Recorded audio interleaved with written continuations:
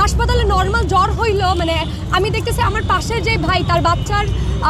সে তাকে হাসপাতালে নিয়ে যাবে কিন্তু ভয়ে হাসপাতালে নিয়ে যাচ্ছে না। সামান্য জ্বরের জন্য, কাশির জন্য বা অন্য কোনো রোগের জন্য হাসপাতালে নিয়ে গেলে যদি হাম হয়ে যায়, সেই ভয়ে বাবা মারা চিকিৎসা করতে হাসপাতালে নিতে ভয় পাচ্ছে। অন্তর্বর্তীকালীন সরকার তাদের যে স্বাস্থ্য উপদেষ্টা, যাদের পলিসিগত ভুলের কারণে এই হত্যাকাণ্ডগুলো হয়েছে, যেটা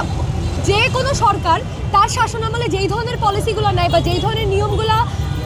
মানুষের উপর চাপায় দেয়, এই পলিসিগত কারণে যদি কয়েক হাজার মানুষ মারা যায়, এরকম শত শত শিশু মারা যায়, এটার দায় কেন ওই সরকার নেবে না? এখন বিএনপি পিরিয়ডে যদি বিএনপি সরকার একই রকম ভুল করে বিভিন্ন ভুল পলিসির কারণে যদি 500-1000 করে মানুষ মারা যায় এবং পরবর্তী সরকার এসে যদি বলে সেটা বিএনপি করছে, তাহলে সেটার দায় হবে না। এইটা তো আসলে একটা রাষ্ট্র এভাবে চলতে পারে না।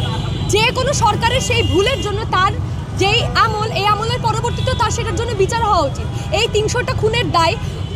লীগের আমলে যেভাবে জুলাই অভ্যুত্থানের সময় প্রায় 150-র চেয়ে বেশি শিশু মারা গেছিল, সেইটার দায় যদি আওয়ামী লীগের হয়, তাহলে এখানে সরাসরিভাবে গুলি না চললো যেই টিকার অভাবের কারণে বাচ্চাগুলো মারা গেছে, এটার দায় অন্তর্বর্তীকালীন সরকারকে নিতে হবে। যে স্বাস্থ্য উপদেষ্টা নূরজাহান এবং ইউনুস দুইজনেরই এটা আসলে বিচার করা উচিত যে কেন তারা আসলে কোন ব্যবসায়িক লাভের কারণে কিংবা কাদেরকে টেন্ডার দেওয়ার উদ্দেশ্যে তারা এই পরিবর্তনটা করে ইউনিসেফের থেকে যেই টিকাগুলো আনার কথা বা যেই পূর্ব নির্ধারিত যে পদ্ধতিতে টিকা আনে, আগে মানে তারা আনলে 2 বছর পরের জন্য সেটা কাজ শুরু করতে পারতো। এই এক বছরে যারা যেই টিকাটুকু দিবে এইটুকু মজুদ রেখে এটা চলমান অবস্থাতেই কিন্তু তারা ভবিষ্যতের জন্য স্টক করতে পারতো। পরবর্তী সরকার সেটার বিচার মানে দায় না নেই, কিন্তু সেটার যে বিচার করে সেই জিনিসটা করে না। আমরা দেখছি ইন্টারিম পিরিয়ডের যে স্বাস্থ্যমন্ত্রী ছিল, সেই নূরজাহান বেগমের কোনো মানে জনস্বাস্থ্যের অবস্থা এত দুর্বিষহ করে গেছে যে তারা টিকার দরপত্রের ওই জিনিসটা পরিবর্তন করতে গিয়ে তারা গত 1 বছরে কোনো ধরনের টিকা আমদানি করে নাই, যার কারণে এখন প্রায় হাসপাতালে 1500-এর চেয়ে বেশি শিশু, নবজাতক শিশুরা এখন হাসপাতালে, মানে 6 মাস বয়স থেকে 59 মাস পর্যন্ত যে টিকাগুলো দিতে হয়, হাম, রোবেলা সহ বিভিন্ন রোগের টিকা, এই টিকাগুলো হচ্ছে সরকার পৌঁছায় নাই শিশুদের কাছে, যার কারণে এখন যেই মানে শিশুদের যারা পিতামাতা মানে যাদের বাসায় হচ্ছে 3-4 বছরের ছোট বাচ্চা আছে, প্রায় 1 কোটির চেয়ে বেশি শিশু এই টিকার আওতাভুক্ত হওয়ার কথা এই রিসেন্ট জরিপ অনুযায়ী। কিন্তু এই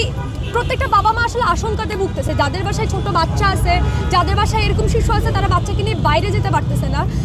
হাসপাতালে নর্মাল জ্বর হইলো মানে আমি দেখতেছি আমার পাশের যে ভাই তার বাচ্চার সে তাকে হাসপাতালে নিয়ে যাবে কিন্তু ভয়ে হাসপাতালে নিয়ে যাচ্ছে না। সামান্য জ্বরের জন্য, কাশির জন্য বা অন্য কোনো রোগের জন্য হাসপাতালে নিয়ে গেলে যদি হাম হয়ে যায়, সেই ভয়ে বাবা মারা চিকিৎসা করতে হাসপাতালে নিতে ভয় পাচ্ছে। সে মধ্যবিত্ত বা উচ্চবিত্ত মানুষজন যাও প্রাইভেট মেডিকেল এটা অ্যাফোর্ড করতে পারতেছে, তার চেয়ে গরিব ঘরের কৃষক শ্রমিকের যে সন্তানরা বা দুর্গম পার্বত্য চট্টগ্রামের যে প্রত্যন্ত অঞ্চলে আমরা দেখতে পাচ্ছি যে ওইখানে পর্যন্ত হামের প্রকোপ বেড়ে গেছে, তাদেরকে শহরে নিয়ে গিয়ে চিকিৎসা কেন্দ্রগুলো তো সেই চিকিৎসা নাই, তো নিয়ে যাওয়ার আগেই মারা যাইতেছে। এই ধরনের বিভিন্ন ভিডিও আমরা দেখতেছি যে ছোট বাচ্চার হাম হয়েছে, তাকে তার ছোট ভাইয়ের সাথে দেখা করাই তো অন্য পাড়ায় নিয়ে যাচ্ছে যাতে শেষবারের মতো দেখে নিয়ে যায়। কমে আসলো এই অন্তর্বর্তীকালীন সরকারের পরবর্তী সময় আমরা দেখতে পাচ্ছি যে এই রোগগুলো বিলুপ্ত প্রায় হয়ে গেছিলো, শিশুরা এই ধরনের রোগে আবার আক্রান্ত হয়ে মৃত্যুবরণ করতেছে। প্রায় 300-র চেয়ে বেশি শিশু হামে আক্রান্ত হয়ে মারা গেছে, হাসপাতালে এখনও প্রায় 1500-এর চেয়ে বেশি শিশু হসপিটালাইজড। এর বাইরে আসলে প্রত্যন্ত অঞ্চল বা গ্রামাঞ্চলে যেই জিনিসগুলো হিসাব আমাদের কাছে নাই বা যারা হাসপাতালে মারা যায় নাই, বাসায় মারা গেছে কিংবা হাসপাতালে নিয়ে যাওয়ার আগেই মারা গেছে, এই শিশুদের সংখ্যা কিন্তু আমরা এক্স্যাক্টলি জানি না।